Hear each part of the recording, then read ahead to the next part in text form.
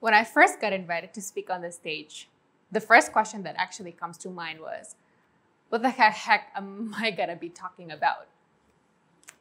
But moment changes when the question that appears becomes, what leads me here today? Today, I'd like to be sharing with you about my passion, discovery, and what it means to live with one. And this is a message, actually, for everyone who's currently battling with an imposter syndromes, who was once rejected, who has felt the pain of failure, and who's persistently battling their fight. My journey for passion starts from when I was still in my formative years. It was at the age of self-discovery, of puberty, and trials, when I realized that I was actually perceived as a mediocre by my teacher, my classmates, from often failing tests to having less than average social skills, and to having only few friends that accepted me. At this moment, the only thing that comes to mind was, how can I be different? How can I be accepted? And that has become a question for me ever since. Because it actually dared me to be someone. I had a chance to start over and find the answer to that question by actually moving to another school when I got into high school. Not knowing anyone before was certainly a great advantage for my quest, because it actually allows me to actually do more trials and errors for my self-discovery. By going through some trials and joys and socializing with new people, and even changing my methods in learning, I learned one important thing. You can always choose to grow if you allow yourself to. And this is the fundamental mindset that drives me to believe that whatever happens, there will always be room for growth. Until I was faced with multi-rejections from schools and even universities that I ever dreamed of post-high school. When you think that rejection only gets better every time, or even failing, it is only like you're being pushed down from the hills when you thought that you're about to reach the top. And in adversity, I thought there are only two things that I was allowed to do. It is to grieve and to give up. Turns out, I was wrong. There are not two things. There are two options.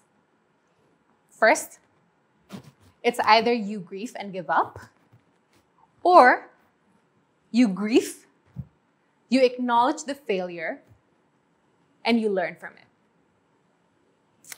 And in this moment, I was actually taught to reevaluate and even relearn my motives of what makes me upset by this failure. My motive was to prove myself that I can be better from what people think of me. But what makes me upset was that I failed to prove it. But then it got me. What if I succeed? Will the pride sustain?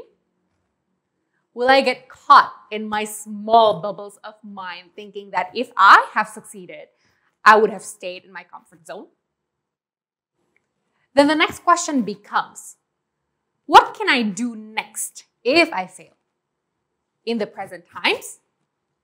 In the next 3 to 10 years? Or even for a lifetime?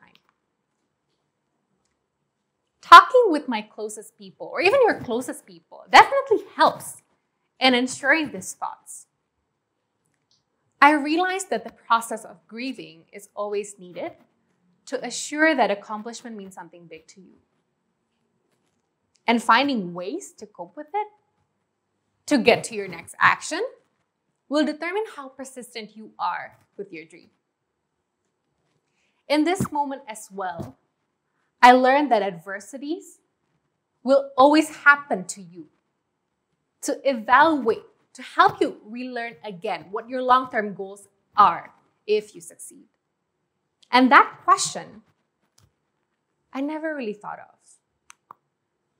Adversities allow you to pivot your path. And the way you pivot it is actually in your hand.